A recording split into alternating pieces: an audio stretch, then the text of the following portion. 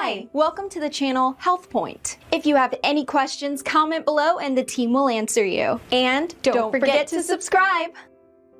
What causes indigestion? Nearly everyone has had indigestion at one time. It's a feeling of discomfort or a burning feeling in your upper abdomen. You may have heartburn or belch and feel bloated.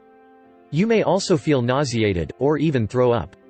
You might get indigestion from eating too much or too fast, eating high-fat foods, or eating when you're stressed. Smoking, drinking too much alcohol, using some medicines, being tired, and having ongoing stress can also cause indigestion or make it worse. Sometimes the cause is a problem with the digestive tract, like an ulcer or GERD. Avoiding foods and situations that seem to cause it may help. Because indigestion can be a sign of a more serious problem, see your healthcare provider if it lasts for more than 2 weeks or if you have severe pain or other symptoms. Your healthcare provider may use X-rays, lab tests, and an upper endoscopy to diagnose the cause. You may need medicines to treat the symptoms.